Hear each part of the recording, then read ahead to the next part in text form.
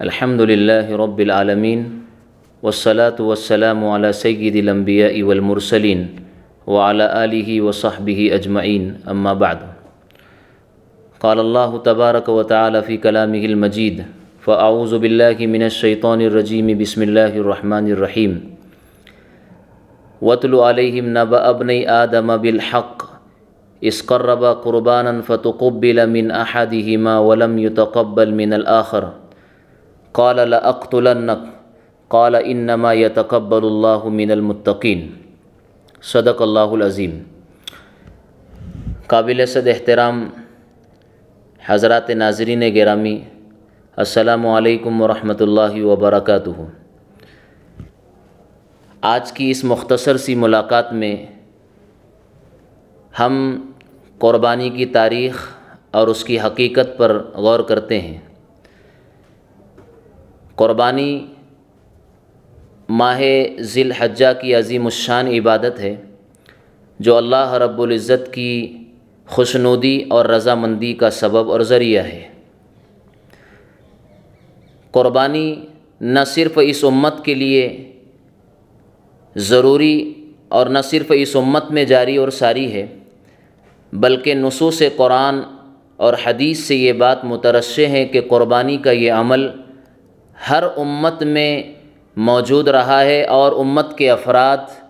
مختلف زمانوں میں قربانی کے عمل کو انجام دیتے چلے آئے ہیں۔ جیسا کہ قرآن کریم میں کہا گیا ہے وَلِكُلِّ أُمَّةٍ جَعَلْنَا مَنْسَكًا لِيَذْكُرُوا اسْمَ اللَّهِ عَلَى مَا رَزَقَهُم مِّن بَهِيمَةِ الْأَنْعَامِ کہ ہم نے ہر امت کے لیے قربانی کو رائج کیا اور ضروری قرار دیا ہے تاکہ جو مویشی اور جانور ہم نے ان کو عطا کیے ہیں وہ اللہ کے نام پر انہیں قربان کرے۔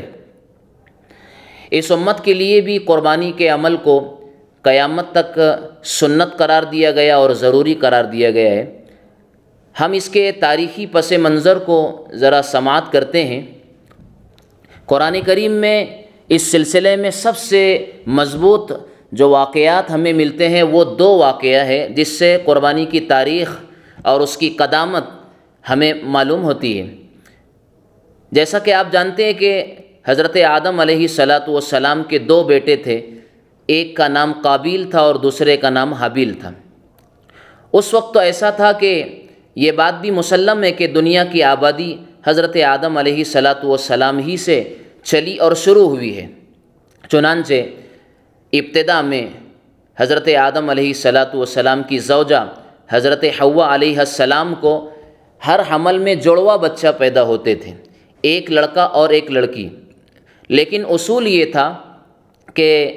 ایک لڑکا اور ایک لڑکی ان دونوں کا آپس میں نکاح تو حرام تھا، لیکن دوسرے حمل سے ایک لڑکا ہو اور پہلے حمل سے ایک لڑکی ہو، ان دونوں کا آپس میں رشتہ جائز اور حلال تھا۔ چنانچہ کچھ اسی طرح سے حضرت آدم علیہ السلام کی زوجہ کو جب حمل ہو رہا تو اس میں ایک لڑکی پیدا ہوئی جو آدم علیہ السلام کے بیٹے حابیل کے ساتھ تھی، جو بڑی خوبصورت تھی، اور دوسری تو قابیل نے یہ چاہا جو حابیل کے بھائی تھے کہ میں اس سے شادی کروں، لیکن چونکہ وہ ان کے ساتھ پیدا ہوئی تھی تو قابیل کی شادی اس لڑکی سے نہیں ہو سکتی تھی، اور حابیل کے ساتھ وہ لڑکی نہیں پیدا ہوئی تھی اس لیے ان کے ساتھ وہ شادی ہو سکتی تھی۔ بہرحال یہی بنیاد تھی کہ جس کی وجہ سے قابیل کو اپنے بھائی حابیل سے حسد پیدا ہو گیا۔ اب آدم علیہ السلام کے اصول شریعت کے مطابق اس خوبصورت لڑکی کا نکاح حابیل سے کر دیا گیا، جس سے حسد پیدا ہوا اور قابیل نے جو ہے اپنے ہی بھائی کو مار ڈالنے کی بات کہی۔ قرآن کریم نے یہ واقعہ جس انداز سے بیان کیا ہے اس میں واقعے کی تفصیل تو نہیں بیان کی گئی ہے، صرف قرآن اتنا بیان کر رہا ہے کہ حابیل اور قابیل دونوں نے اللہ تعالیٰ کے لیے قربانی پیش کی تھی، لیکن روایات یہ بتاتی ہے کہ قابیل نے جو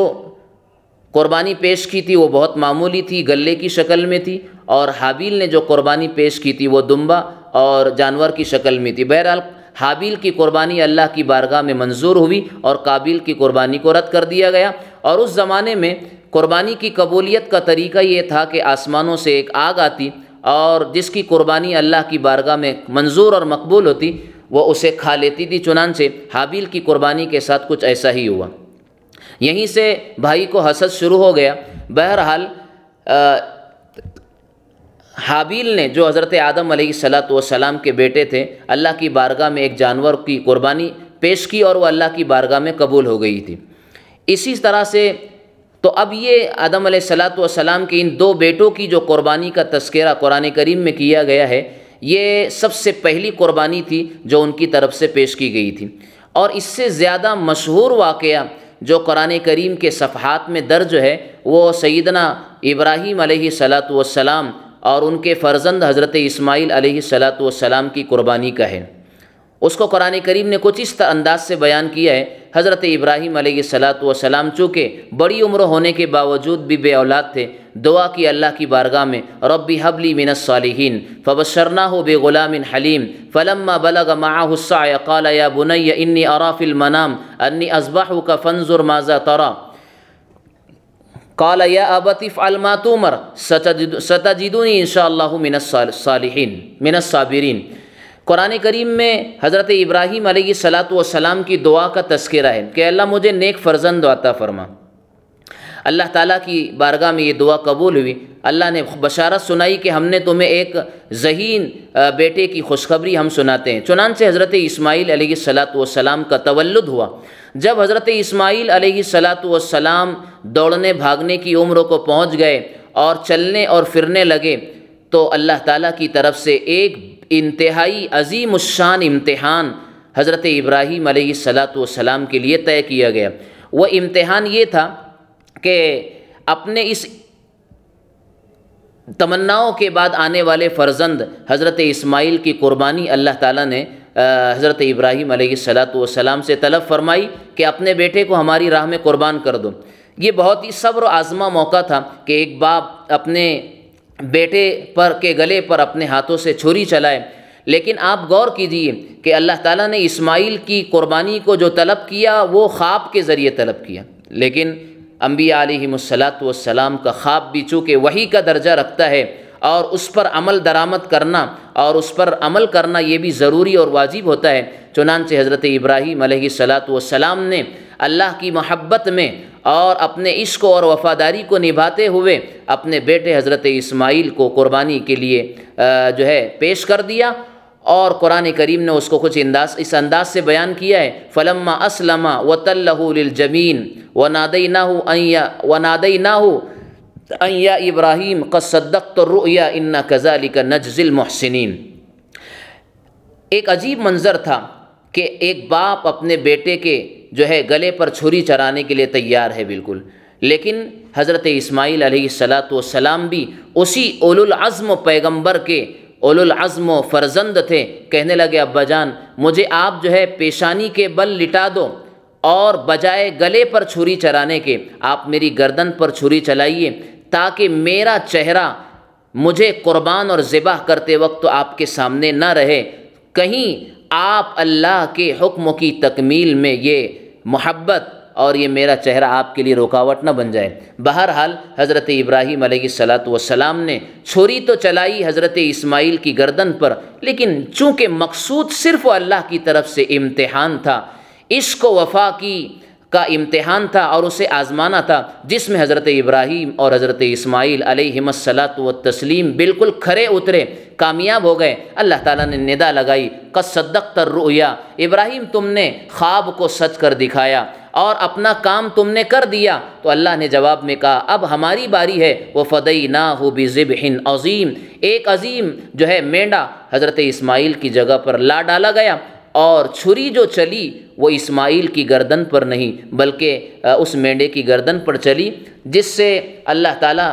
کو اتنی اللہ کو اس قربانی سے اور اس انداز فدائیت سے اللہ کو اتنا پیار آیا، اور یہ اتنا اللہ کی یہ قربانی اللہ کی بارگاہ میں ایسی مقبول اور منظور ہوئی کہ اللہ تعالیٰ نے اس سنت کو، اس طریقہ کار کو، اور کہو کہ اس قربانی کو اللہ تعالیٰ نے قیامت تک کے لیے اس امت کے اصحاب اموال فرزندوں کے لیے جاری اور ساری بنا دیا،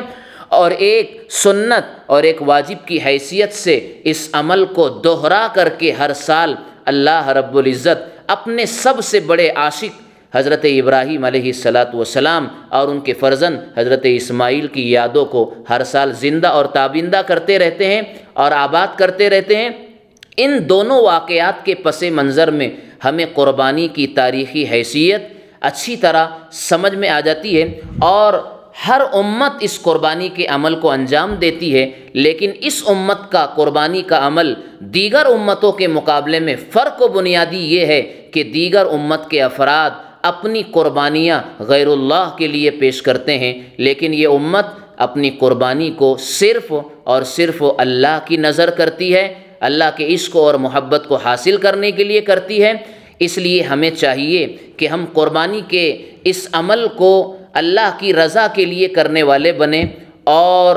خوش دلی کے ساتھ قربانی کے عمل کو انجام دیا جائے، اور نظر ہماری اس قربانی کے مقصود پر ہو کہ ہمیں اس قربانی کے توسط سے اللہ تعالیٰ کی خوشنودی اور اس کی مرضیات ہمیں حاصل ہو جائے۔ اللہ تعالیٰ مجھے اور آپ کو اور پوری امت کو قربانی کے اس عمل کو انجام دینے کی توفیق عطا فرمائے۔ وآخر دعوانا ان الحمد للہ رب العالمین۔